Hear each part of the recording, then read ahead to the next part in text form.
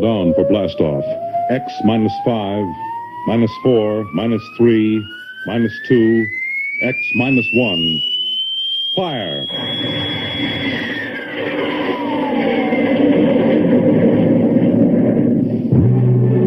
From the far horizons of the unknown come transcribed tales of new dimensions in time and space. These are stories of the future, adventures in which you'll live in 1,000,000 could-be years, on 1,000 maybe worlds. The National Broadcasting Company presents X minus 1.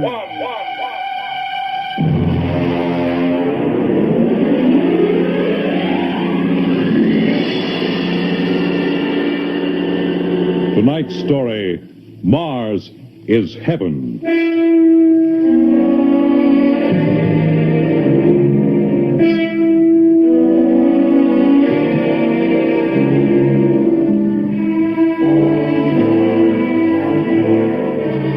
When the first space rocket lands on Mars, what will we find? Only the ruins of a dead and deserted planet? Or will there be life? Intelligent life in some strange form that we can only imagine? Will we be welcomed with open arms? Or will the Martians treat us as invaders? Only one thing is certain. Someday, a giant metal ship will take off from Earth to travel through the black velocities, the silent gulfs of space, to descend at last into the darkness of the upper Martian atmospheres. And on that day, man will finally know the answers. The day we first land on Mars.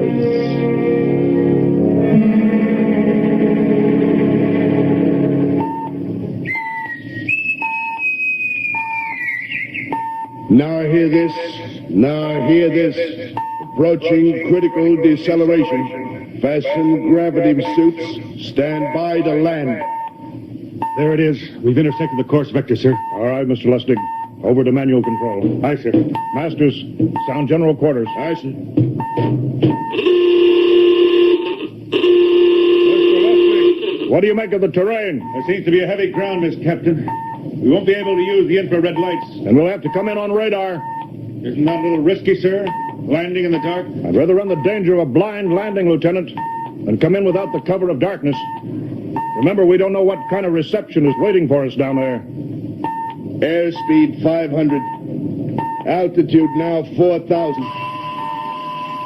Bridge to engine room. Stand by for deceleration. Fire forward tubes 1 and 3.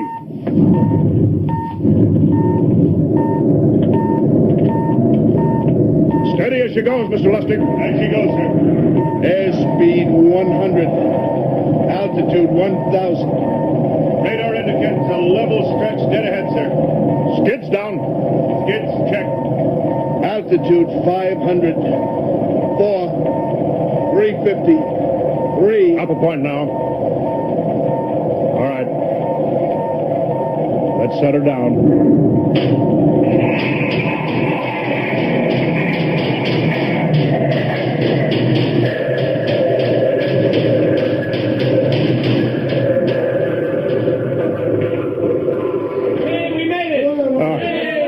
The power.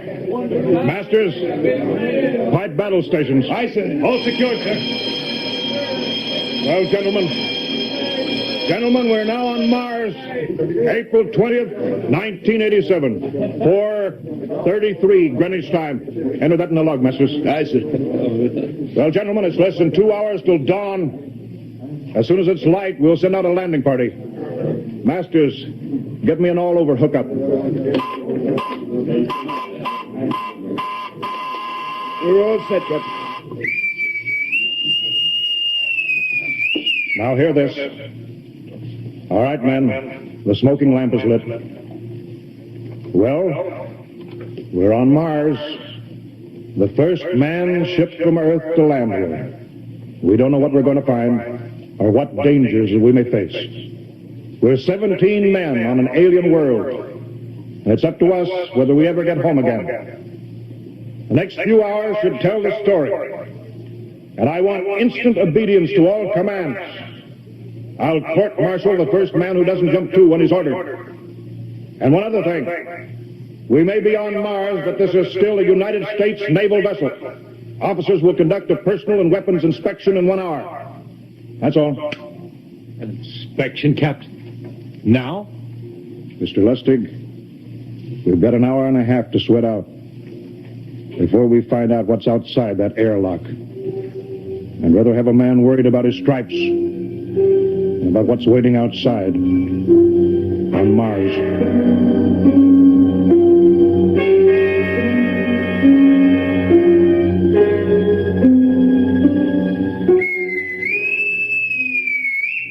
Now hear this. Landing party report to forward airlock. Captain Black, Lieutenant Hingston, Lieutenant Lustig, and Dr. Horst report immediately to forward airlock. It's now landing time -5. Well, they're paging us. You ready, Dr. Horst?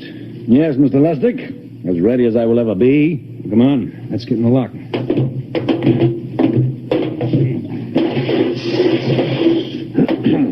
Hingston, Lustig, and Horst reporting in the airlock. Very well, so the captain will join you. 4 minutes to go. At least the captain would get here. What difference does it make? I just want to get it over with, that's all. Anybody got a cigarette? Yeah, I think you're smoking too much, Lieutenant Lustig. Are you nervous? Lay off, will you, Horst? Wondering what's hidden outside underneath that ground mist? I've been giving it some thought. It'll be very interesting to find out. A very unusual planet, Mars. Why? It has an atmosphere. A wonderful thing, an atmosphere. Where you find one, you find life. You mean Martians? What do you think they'll look like? Who knows? Intelligent life can take many forms. You mean they may have green skins and eyes on stalks or something? The comic book conception is possible, of course. Or they may have developed far beyond us. Perhaps they have a science that can produce weapons far more dangerous than our atomic missiles. You think we may have to fight our way out? After all, we are invaders. Now hear this. Landing time -2. All right, we heard this. Well, I'd like to find outside that airlock. Good old Illinois. Ever been there, Lustig? Only Chicago. Well, you ought to see my hometown. Green lawns, big white houses. Sounds like my hometown. My grandmother used to have one of those iron deer on the lawn. Every Halloween, we'd paint another color. One time, we painted it black and white like a Holstein cow. Where does your family live, Dr. Horst? I have no family. When I was a child, they were gassed to death in the Dachau concentration camp. Tough. No, it has its advantages. I have no ties on Earth. Nothing to lose now. I imagine I'm the only one on board who is free to enjoy our present peculiar position. All right, Masters, you can button it up now. I see. Well, gentlemen, check your sidearms. In 1 minute, we'll be the first men to set foot on Mars. Quite an honor, eh? As long as the medals are not rewarded posthumously. Still uneasy, Dr. Horst? Captain Black, I've been uneasy ever since I can remember. On Earth and on Mars. Well, 30 seconds. Give me the intercom phone, Lustig. Yes, sir. Masters, Aye, sir. battle stations are to be manned until we return. If we're not back in 2 hours, I want no rescue party sent out. Blast off and save the ship, you understand? Aye, sir. All right. 5 seconds. 4, 3, 2, 1. Lustig, open the outer airlock. Aye, sir.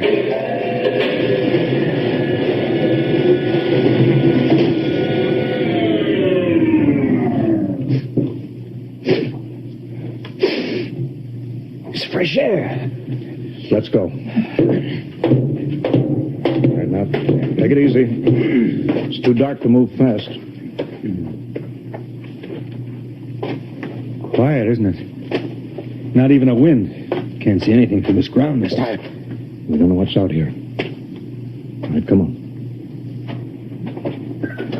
What the quiet? I could swear that sounds like a rooster. I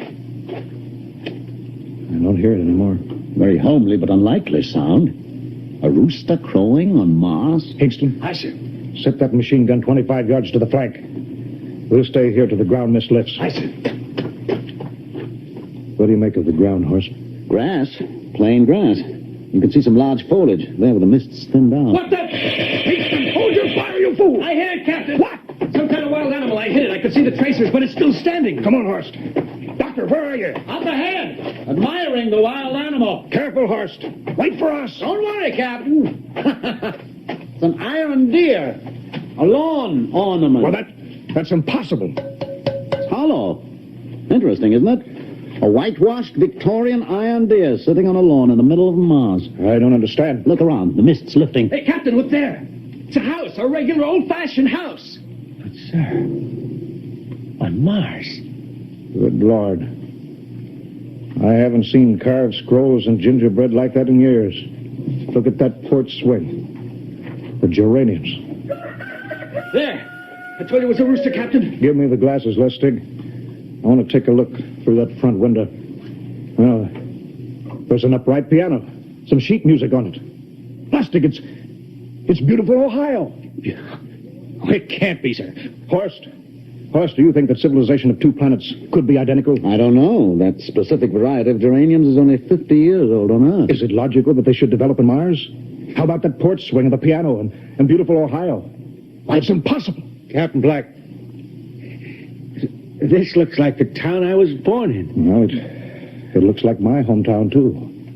I've thought of something, sir. It's the only solution. Maybe we're not the first ship to reach Mars from Earth. Don't be ridiculous, Lustig. Oh, how else can you explain it? Suppose some scientists got together. They invented some spaceship and planted a colony here. That's the only answer. That's impossible, Lustig. Been space travel, it couldn't be secret. Do you have any idea what ships cost, what industrial power is needed? No, there's got to be some logical reason. I think perhaps we might find out, Captain. The light just went on in that house. Kingston, cover that door with the machine gun. I say. All right, come on, Horst. We're going to ring that doorbell. There's got to be a scientific answer to all this. And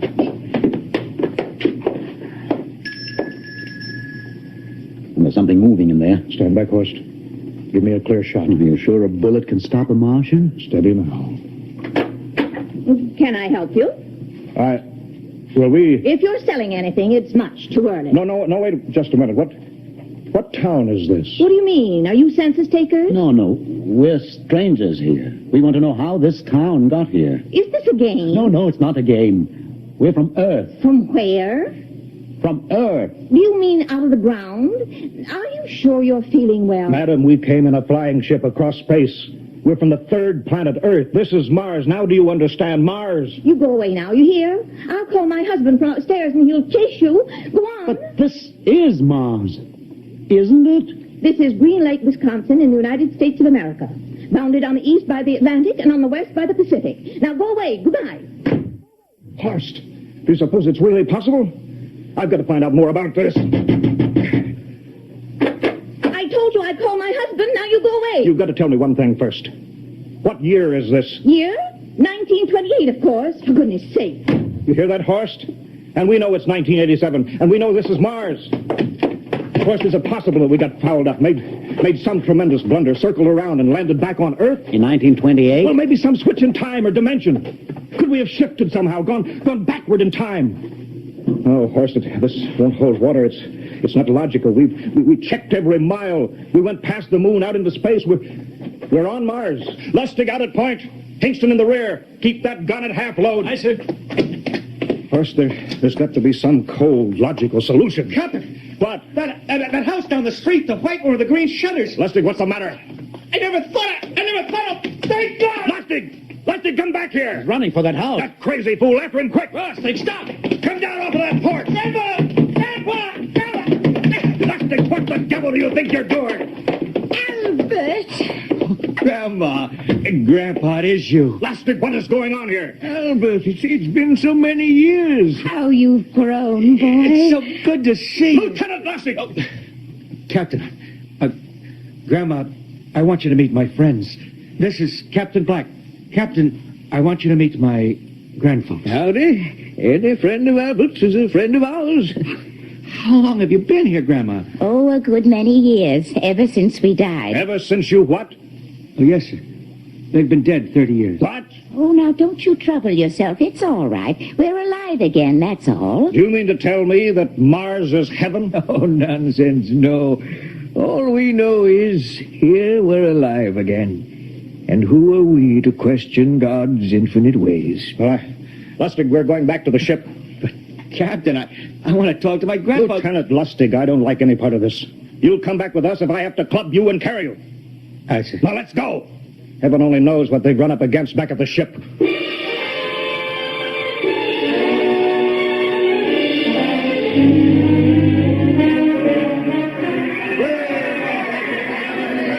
First, look at that crowd around the ship. Looks like we're being welcomed with a celebration, Captain. Celebration! We've abandoned ship. Every port is open. No guard set. You masters! Hiya, Captain. Meet my old dad. Dad, that's Captain Black.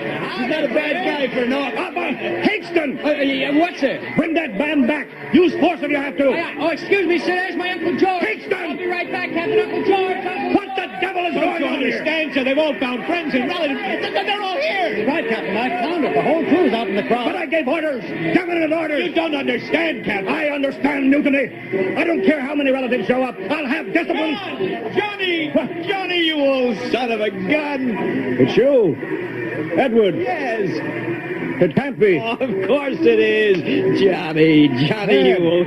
Ed. Dr. Horst. This is my brother, Edward.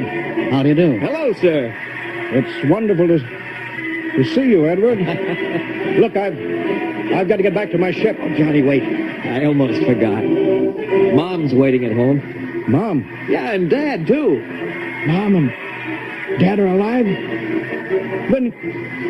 Then you're real, Ed. Well, of course. Don't I feel real? How's that, huh? Why, Ed! We've got lunch for you, Johnny. Mom's making corn fritters. Dr. Horst, haven't you found anybody? No, Captain. I have nobody. Well, then you come on home with me, right, Ed? Why, sure. Horst, you wouldn't believe it, but it's been 35 years since I had Mom's corn fritters. By George, 35 years.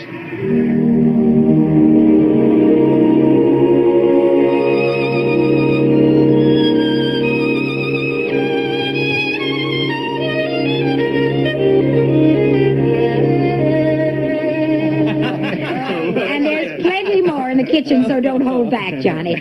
You too, Dr. Horst. Well, Johnny, you're still in the Navy, huh? That's right, Dad. I'm in command of the ship. We're an old Navy family, Dr. Horst. All three of our boys in the service. Yeah, Ed was the best pilot in the Pacific, too. What did happen, Ed? What's the difference? I'm here now. Yeah, but... You know, it's almost perfect. All we're missing is your brother, Will. Then the whole family could be together. Well, it won't be long, Mom. Will's in charge of the XR-54. Next rocket coming out to Mars. Oh. Well, little Will. When does he leave, Johnny? Well, the takeoff's scheduled for September, but it depends on what we report. Oh, yeah. There's no question about that now, huh? No. Christmas together again. That'll be something. Sure will, yes, sirree. Well, this calls for a celebration. How about a little of the old dandelion wine, eh, Johnny? Now, Father, don't you go giving Johnny too much wine. He's a big boy now, Mother. Well, sir, isn't everything just fine? Just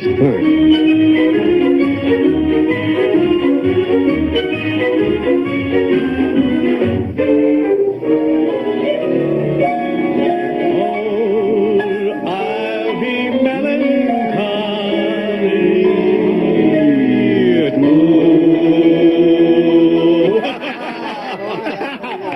Play that one again, will you, Ed? Oh, sure.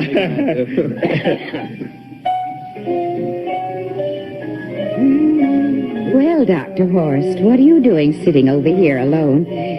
What do you think of my little family?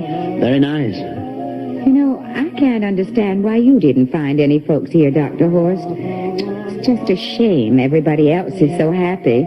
Well, I never remembered my family, Mrs. Black. All I know is they were gassed at Dachau during the Second World War. When I was liberated, I was in delirium 3 months. I cannot remember anything before then. A psychiatric phenomena. That's terrible. Isn't there anything anybody can do? I don't want to remember. I have not had a pleasant life. I prefer to be free of emotional entanglements. They interfere with a scientific approach. I'm sorry, Dr. Horst.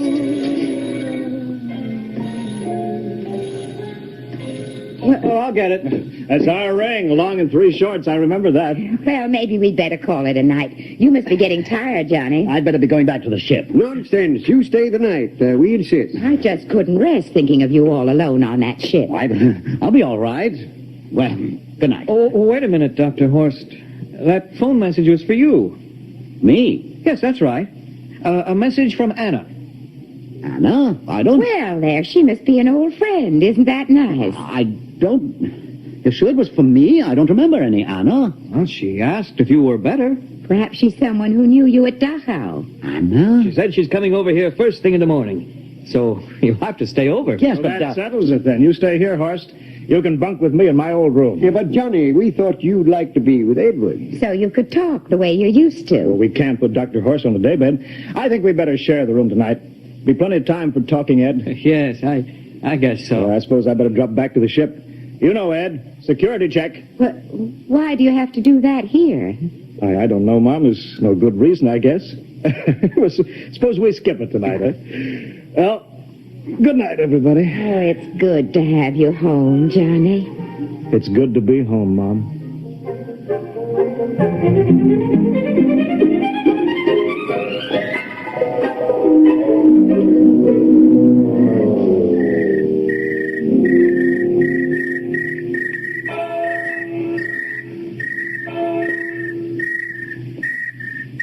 Captain Black, you asleep? No, I've been thinking about what we were expecting.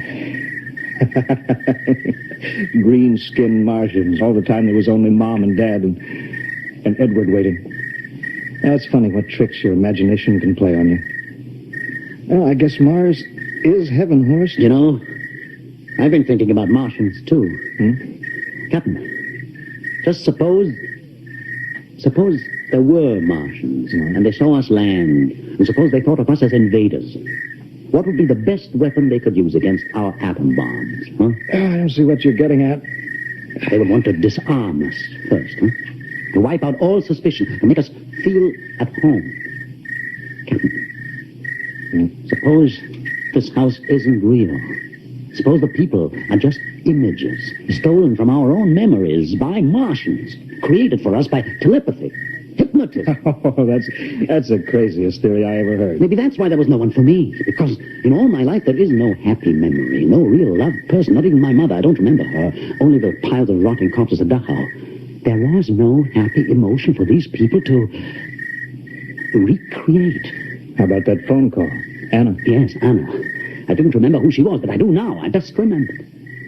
When I was freed from Dachau, sick, delirious, I raved about a wonderful, kind nurse named Anna that took care Well, of there me. you are. It's logical. She's coming to see you tomorrow. But there was no Anna. I'd been nursed by a man. What? Anna was only a dream. And there's only one way they could have learned about her, by reading my subconscious mind. That's impossible, Horst. Why? A whole crew was thinking of home. Suppose the Martians read our minds. Yes, but if there are Martians... If there are, they have us separated. Each man in a different house, sleeping, trusting. No one at the guns. I left my pistol downstairs.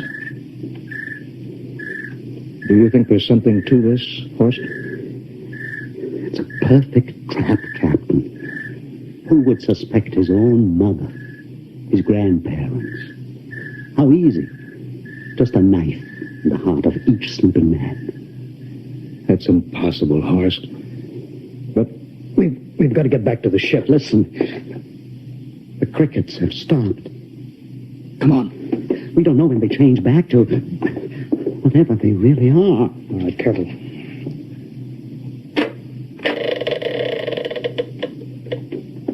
Where are you going, John? Ed, we wanted a drink of water. That's all, Ed.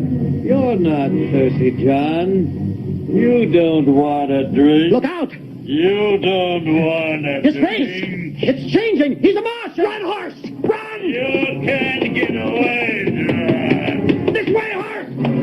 Horse, where are you?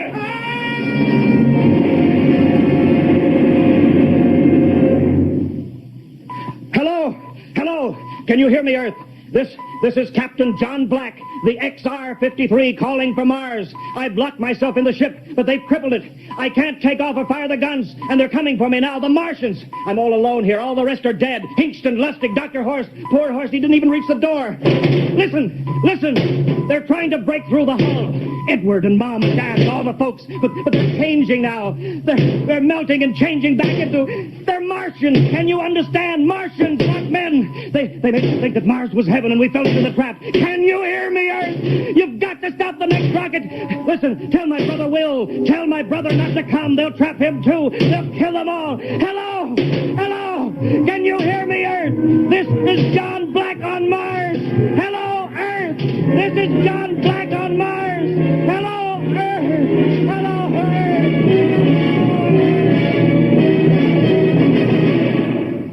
Tonight, X-1 has brought you the science fiction classic, Mars is Heaven, written by Ray Bradbury and adapted for radio by Ernest Kenoy. Featured in the cast were Wendell Holmes as Captain Black and Peter Capell as Dr. Horst, with Bill Zuckert as Masters, Bill Lipton as Hingston, Margaret Berlin as the old lady, Bill Griffiths as Edward, Ken Williams as Lustig, Ethel Everett as Mom, and Edwin Jerome as Dad. Your announcer, Fred Collins. X-1 was directed by Fred Wayne as a transcribed NBC Radio Network production.